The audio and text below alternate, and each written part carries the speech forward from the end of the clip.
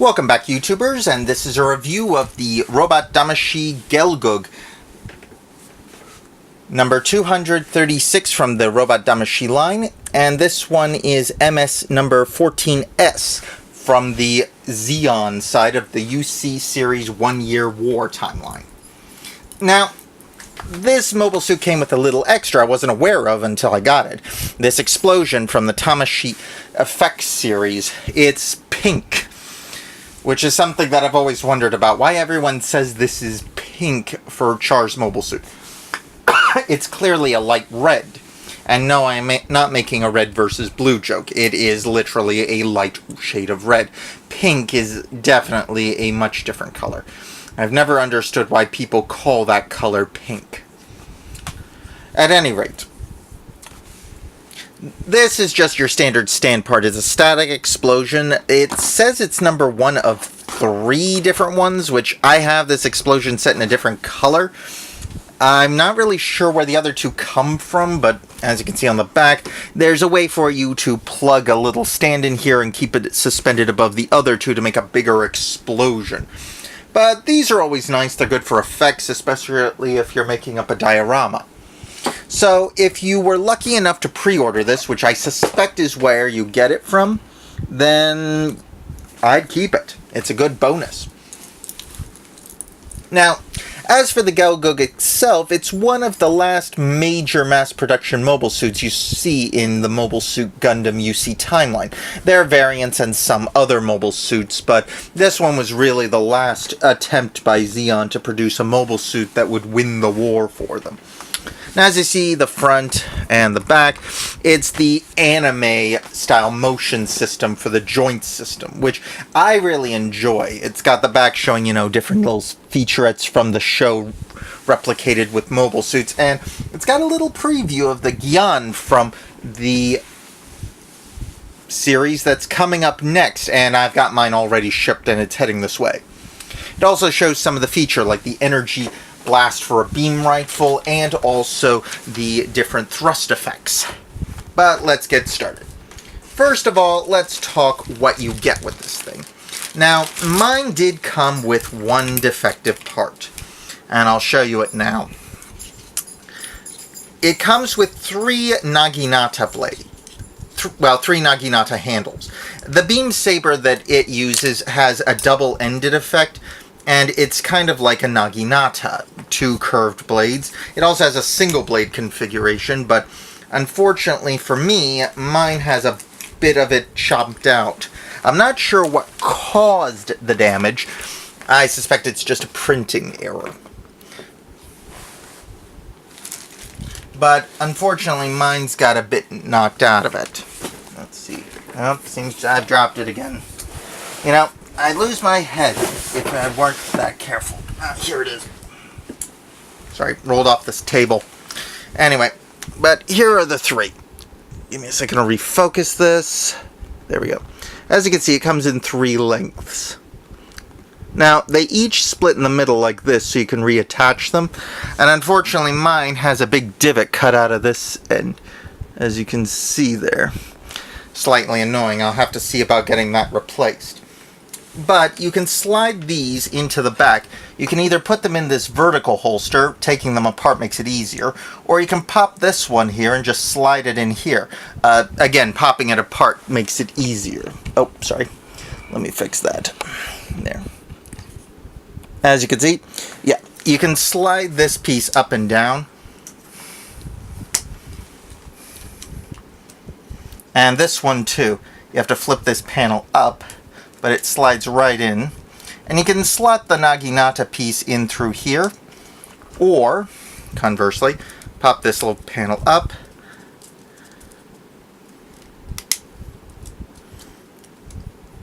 and unfold that one. You can also stick the shield in there through that little pipe area, which was how I had it originally. But, to go forward, it comes with 3 blade sets. One of this little fan design that you can see. You're mainly going to use that for a big spinning attack that Char did by spinning the Naginata style blade. It's a little big and it takes up a lot of room. There is a hand grip stand too, as you can see here, that'll help you stabilize, and it'll fit on most effect parts or figure stands. But you also get with it 2 straight blades, which are like standard beam sabers, which I like, because I've owned another Gelgoog figure, and it only came with a curved blade. And then the 2 Naginata ones. A nice thing about this is the blades are very conical.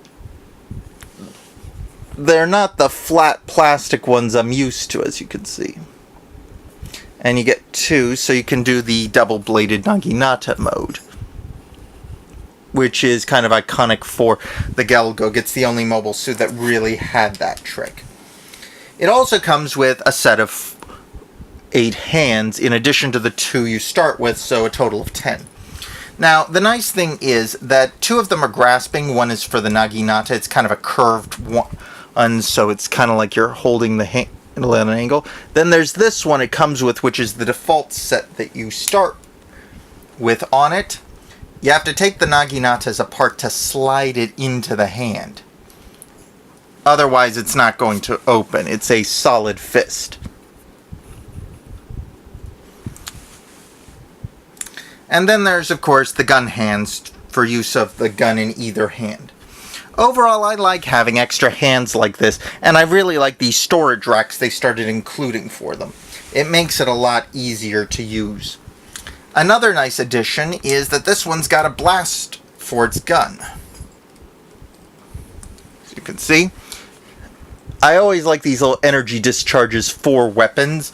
It's a nice little addition, and it makes it a lot easier to set up dioramas for them of them fighting, because the energy blasts are usually one of the things that are harder to duplicate without, molded plastic. That's clear. It also comes with a bunch of extra thrust effects, which is something I've noticed is in a lot of these things. Now, it's got several places you can put the thrusters. First is the feet. You can plug them in there. The second, and this is nice, you can pull the feet all the way down to get these in properly.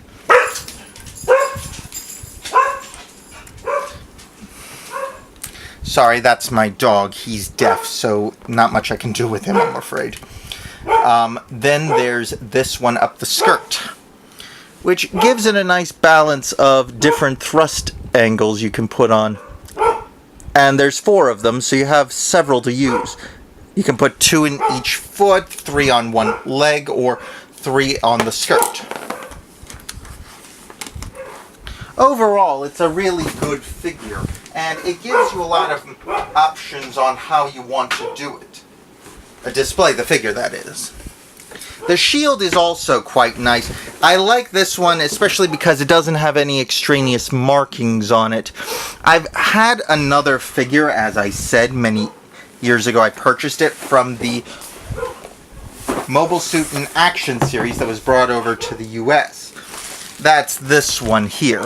As you can see, they are far, far shorter than the Robot Damashii ones, and they come with far fewer pieces.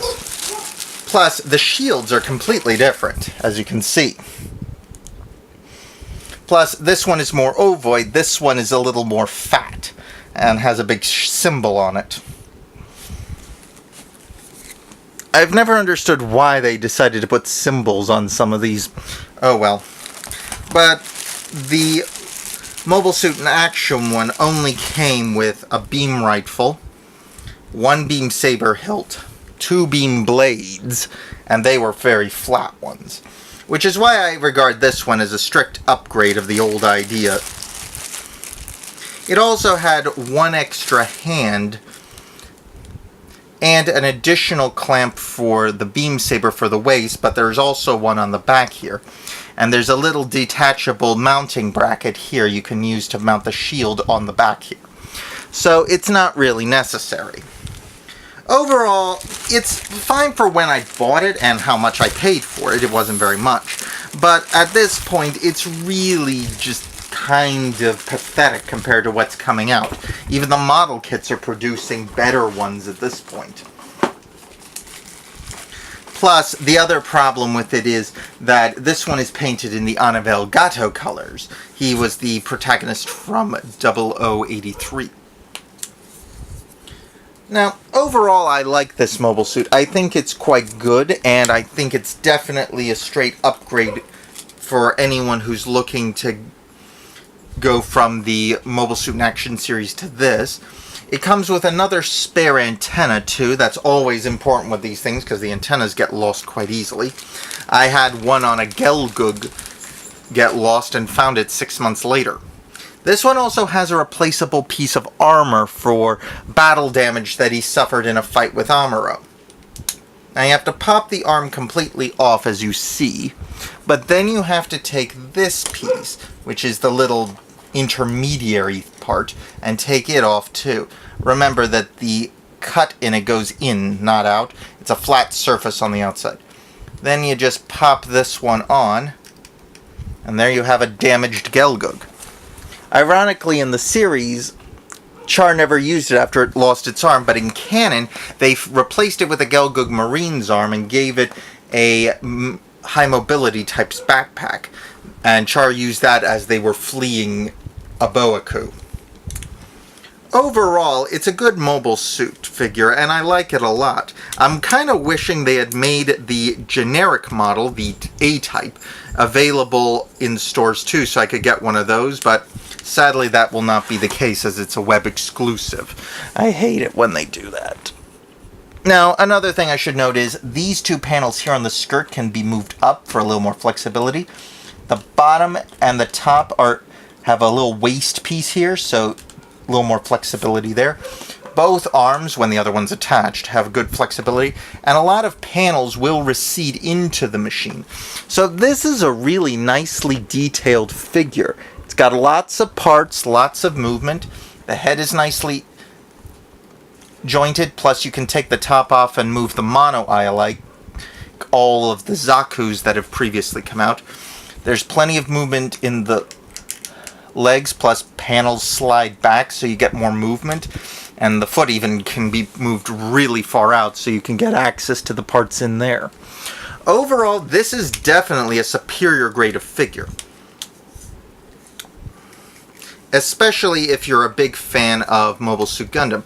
Plus, if you don't have time to paint a full model, and that can take a lot of time, this is a good way to add a Char's Gelgoog to your collection without the time investment that would preclude.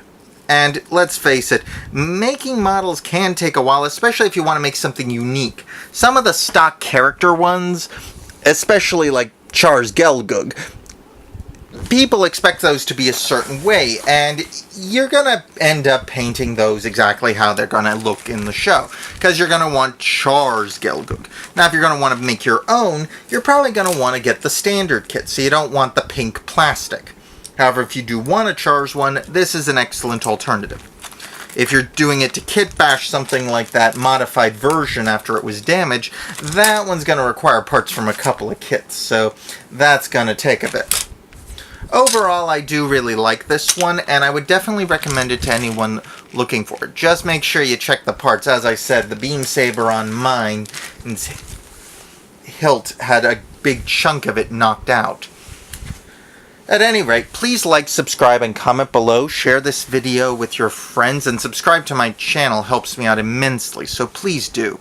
Also, I'll put my Twitter down below if you guys want to ask me questions or just chat a bit, and I'll see you all next time I do this. Ciao!